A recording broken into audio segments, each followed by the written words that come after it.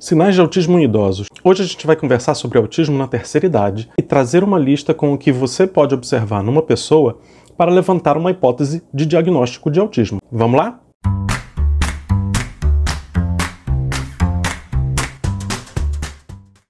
Adultos mais velhos quase nunca são diagnosticados com transtorno do espectro do autismo.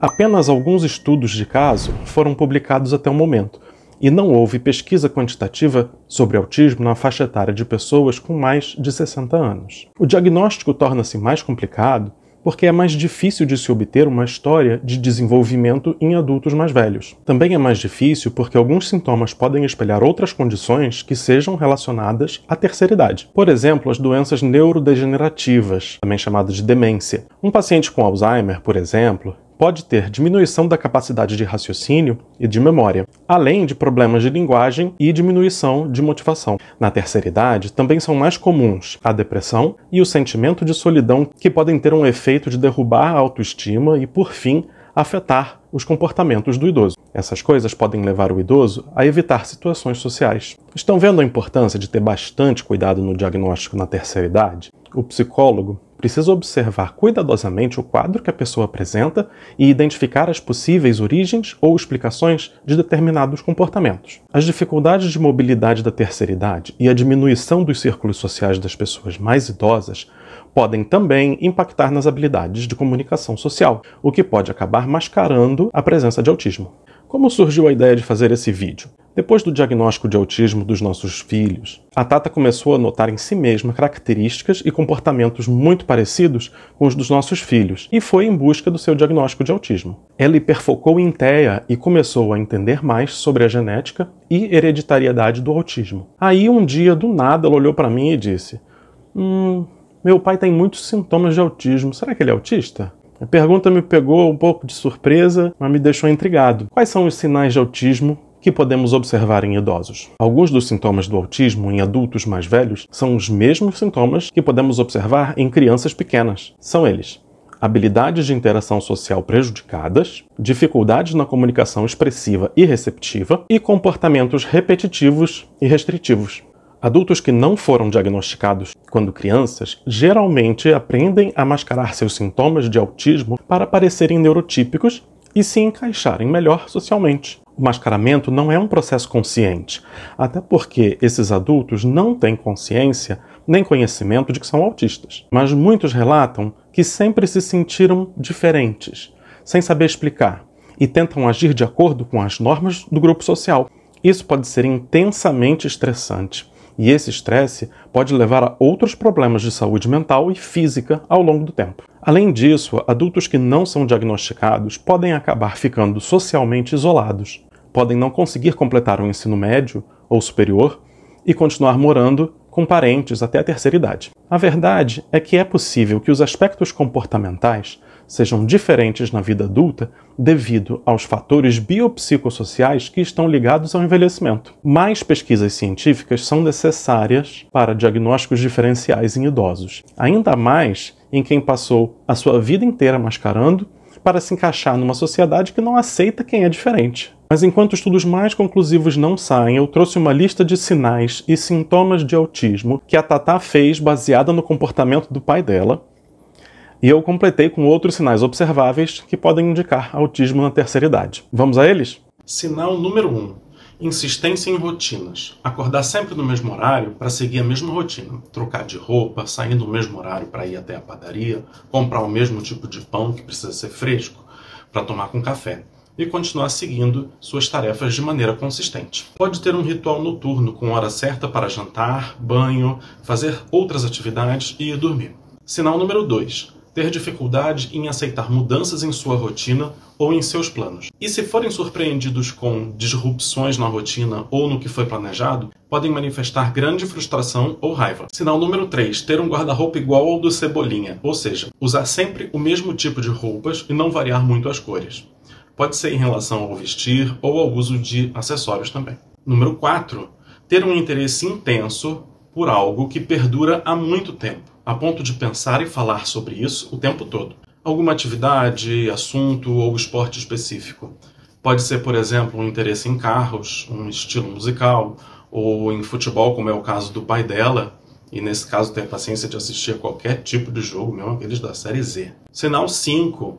Fazer movimentos repetitivos e ter sempre as mesmas manias. Como, por exemplo, carregar um pente no bolso para pentear sempre os cabelos. Temos dezenas de outros exemplos distintos. Sacudir as pernas, morder os lábios de baixo, coçar a cabeça, mexer nas orelhas, mexer nos óculos, mexer na barba, e por aí vai. Movimentos esses que trazem autorregulação. Sinal 6. Dificuldade em regular o tom de voz de acordo com a situação.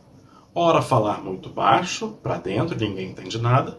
Ora falar muito alto, quase gritando. Além de algumas vezes falar em voz alta quando está sozinho. 7. Ter dificuldade de fazer amigos e de sustentar amizades ao longo do tempo. Quase não ter amigos próximos ou não ter nenhum, tendo apenas alguns conhecidos. E o número 8 é a rigidez cognitiva. Ter dificuldade de aceitar opiniões ou explicações diferentes para alguma coisa. Então, se eu acredito que uma coisa é feita de uma forma, é assim e pronto. Tem pouca abertura para considerar outros pontos de vista. A Thaís escreveu aqui na lista dela, ou seja, ser cabeça dura. Se cismar com algo, ninguém faz mudar de ideia. Número 9. Ter histórico familiar na família próxima de algum transtorno, autismo, TDAH, ou ter histórico familiar de esquizofrenia ou epilepsia. Já existem estudos linkando o autismo com a esquizofrenia e também com o TDAH. Pois bem, a Tata conta que um dos irmãos do pai dela, aos 16 anos de idade, começou a ter alucinações visuais e a se comportar de forma estranha, de repente.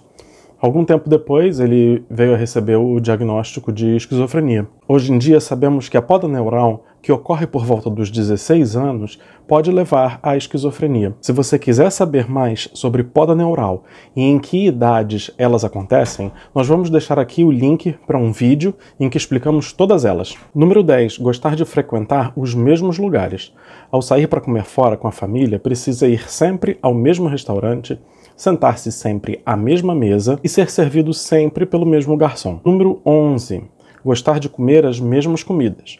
No delivery, pede sempre o mesmo sabor de pizza para a mesma pizzaria. Trocar o sabor ou a pizzaria causaria angústia. Em casa, prefere comer os mesmos alimentos todos os dias e seguir horários restritos para as refeições. 12. Ser tímido, ser uma pessoa muito na dela, introspectiva. Quando está no meio das pessoas, costumam ser amigos ou parentes próximos, muitas vezes pelo lado da família do cônjuge. Sinal número 13. Sofrer de distúrbios gastrointestinais. Os adultos autistas mais velhos são mais propensos do que os adultos neurotípicos a ter algumas doenças físicas, particularmente distúrbios gastrointestinais. Por exemplo, intestino muito solto ou muito preso, síndrome do intestino irritável. Um dos aliados de quem sofre desses distúrbios é justamente a rotina. Número 14. Falta de habilidades organizacionais e de planejamento. São habilidades ligadas ao funcionamento executivo. O idoso não consegue fazer certas tarefas específicas, mas não por limitação de seu corpo, mas porque é algo muito penoso, chato, difícil ou causador de ansiedade. Tá gostando do vídeo? Clique em curtir e se inscreve no canal. Ativa o sininho das notificações para o YouTube te avisar sempre que tiver vídeo novo interessante para você. Alguns outros sinais de autismo podem vir de muitos anos, antes de se atingir a terceira idade, como por exemplo, número 15, ser sensível a ruídos. Por exemplo, pode achar desconfortável estar em um local barulhento ou perto de um cachorro latindo, por exemplo. Se incomoda facilmente com barulhos de vizinhos, de fogos ou de música alta, entre outros exemplos. Número 16. Ser sensível a luzes brilhantes ou piscantes. Se incomoda quando há muita intensidade de luz e pode buscar refúgio sensorial em locais menos iluminados. Sinal 17. Ter muita sensibilidade de olfato. Ficar incomodado com certos cheiros que as outras pessoas parecem não sentir ou não se incomodar. Tanto cheiros bons quanto cheiros ruins. Número 18. Ter muita sensibilidade de paladar. Não tolerar alguns tipos de comidas ou sabores. Pode ter uma alimentação muito seletiva. Número 19. Gostar das coisas feitas de uma maneira muito particular. Da sua maneira. A pessoa não fica satisfeita ou feliz a menos que algo seja perfeito. Muito perfeccionismo e autocobrança. Número 20. Ficar ansioso às vezes, mas sem saber expressar o porquê. Ou quando sabe o motivo da ansiedade, sofre por antecipação ao imaginar como as coisas vão ser. Número 21. Ter dificuldade de estabelecer contato visual com outras pessoas, ou se sentir incomodado, invadido com o olhar dos outros. Ou às vezes o contrário, olhar demais para uma pessoa, encarando, de modo a deixar outras pessoas desconfortáveis. Número 22. Ter histórico de depressão, bipolaridade ou algum outro transtorno mental. Algumas vezes ocorrem diagnósticos equivocados antes de se chegar a um diagnóstico de autismo. Número 23. Ter dificuldade de lidar com pessoas no geral e apresentar ansiedade antes e durante as interações com outras pessoas, especialmente com estranhos. Número 24. Sofrer ou ter sofrido de distúrbios do sono, ou ter histórico familiar de distúrbios do sono. Por exemplo, insônia, sonambulismo, síndrome das pernas inquietas ou terrores noturnos. Número 25. Ser impaciente, ter dificuldades de esperar por alguém ou por alguma coisa. Qualquer espera causa angústia ou agitação. Por exemplo, esperar na sala de espera de uma consulta, esperar para ser atendido no restaurante, esperar por um atendimento telefônico ouvindo musiquinha, esperar outras pessoas se arrumarem para poder sair, esperar um ônibus, um táxi, etc. Número 26. Não responder de imediato quando chamado pelo nome. Pode parecer uma pessoa desligada, constantemente perdida nos seus próprios pensamentos. Número 27. Ser uma pessoa considerada pelos outros como muito séria, ou muito formal, ou sisuda, rabugenta ou mal-humorada. As perdas que vêm com a idade avançada, por exemplo, visão e audição, o aumento de dores e desconfortos físicos e a sensação de isolamento podem contribuir para essa má disposição. Sinal 28. Gostar de regras, de cumprir regras e ter um grande senso do que é certo e do que é errado. Pode ficar aborrecido quando vê outras pessoas descumprindo regras. 29. Ser uma pessoa que os outros consideram difícil de agradar, sendo muito exigente, por exemplo, em relação à comida, ou a opções de entretenimento, ou mesmo tópicos de conversas. 30. Ter dificuldade de lidar com frustrações e grandes descargas de emoção. Essa dificuldade pode levar a comportamentos agressivos, físicos ou verbais, que a pessoa tem dificuldade de controlar. Podem ser desencadeados por gatilhos diferentes, como, por exemplo, mudanças repentinas de planos, ou quando algum aparelho eletrônico para de funcionar, ou quando alguém não cumpre aquilo que prometeu, ou quando alguém se atrasa para um encontro, etc, etc, etc. É uma dificuldade de se regular quando está muito frustrado. Olha aí, a gente já falou de 30 sinais e um monte de gente ainda não deixou um joinha. Se você assistiu até aqui, já vale uma curtida, né, galera? Clica no like lá, que isso ajuda a gente a continuar esse trabalho. Número 31. Dificuldade de explicar seus próprios estados de saúde. Por exemplo, não conseguir dizer que está sofrendo com enxaqueca, ou com câimbras, ou dores nas articulações, ou arritmia cardíaca, ou dores abdominais, ou falta de ar, por exemplo. Podem não perceber a perda auditiva ao longo do tempo, ou a perda da acuidade visual. 32. Fazer uso repetitivo de certas frases, expressões ou argumentos, ou de outros comportamentos verbais repetitivos. Cantarolar sempre as mesmas músicas, entra ano, sai ano, canta o mesmo trecho da mesma música. Contar sempre as mesmas piadas e não saber contá-las direito. E contar as mesmas histórias também. 33. Parecer rude, direto e sincero demais quando fala com outras pessoas, sem ter intenção de ser grosseiro. 34. Interpretar coisas literalmente. Por exemplo, ter dificuldade de entender linguagem figurada, sarcasmo ou metáforas. 35. Ser bom ou boa em notar pequenos detalhes, perceber padrões, odores e sons que outras pessoas não notam. 36. Ter dificuldade para entender pequenas regras sociais. Nós temos na nossa sociedade diversas regras não escritas, como não falar quando outra pessoa está falando, interrompendo ou falando por cima da pessoa, pedir permissão para usar as coisas dos outros, desculpar-se quando está causando algum inconveniente aos outros, não se meter em questões pessoais das outras pessoas, responder quando alguém faz uma pergunta, fazer silêncio numa sala de cinema, cumprimentar pessoas quando as encontra e por aí vai. 37. Ser considerado pelos outros como um pouco ou muito sem noção. Como assim? Não saber bem que tipo de informação é apropriado de se compartilhar em uma conversa, ou não saber quando está dando informações demais, falando coisas desnecessárias. Também falar em momentos inoportunos, ou não saber bem com quem ela pode falar sobre determinados assuntos. Em uma situação social, contar detalhes da vida íntima de alguém ou de si mesmo, para quem não deve, né? A pessoa costuma dizer a coisa errada ou deixa escapar alguma coisa sem pensar, e não percebe que foi sem noção. Número 38. Pode não demonstrar interesse em interações sociais. Ficar muito calado, parecer desinteressado ou compartilhar informações de menos quando está envolvido em uma conversa. Por se sentirem socialmente inadequados, muitos autistas evitam interações sociais, especialmente aquelas em que têm que encontrar ou interagir com pessoas desconhecidas. Sinal 39. Se sentir muito incomodado quando alguém invade o seu espaço, ou ser a própria pessoa que invade o espaço dos outros, ou chega perto demais. Sabe aquelas pessoas que chegam com o corpo e o rosto muito perto da gente para falar alguma coisa, tipo, essa pessoa está aqui assim? 40. Alexitimia.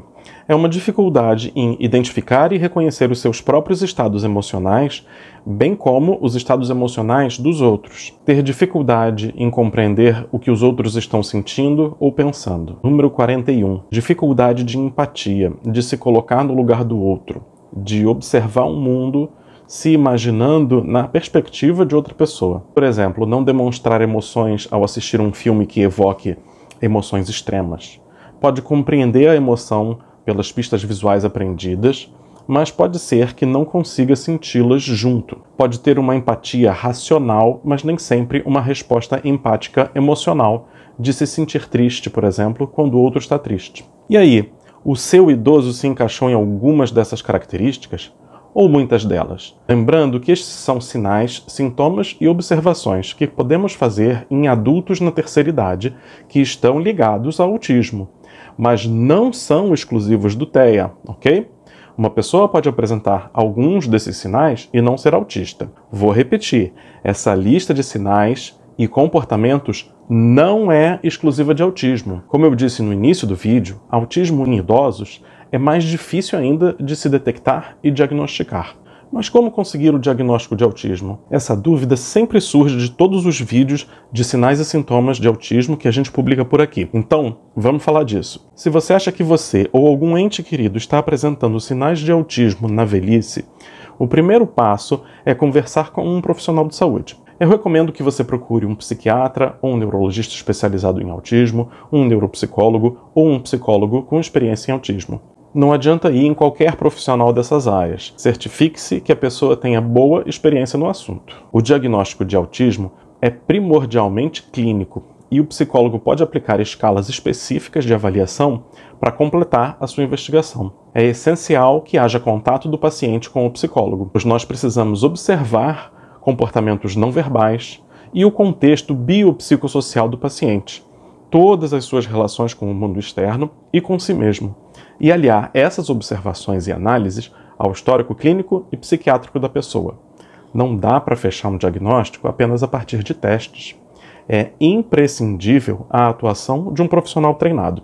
Daí, com um relatório psicodiagnóstico em mãos, você deve visitar um médico para que ele emita um laudo. Agora você escreve aí embaixo nos comentários quantos sinais você conseguiu observar no idoso que mora com você ou de quem você cuida. E se surgiu alguma dúvida sobre esses sintomas ou sobre qualquer coisa relacionada a autismo na terceira idade, escreve aí nos comentários também. Muito obrigado por assistir. Se você gostou, deixa aquela curtida. Até a próxima, pessoal. Um abraço. Tchau.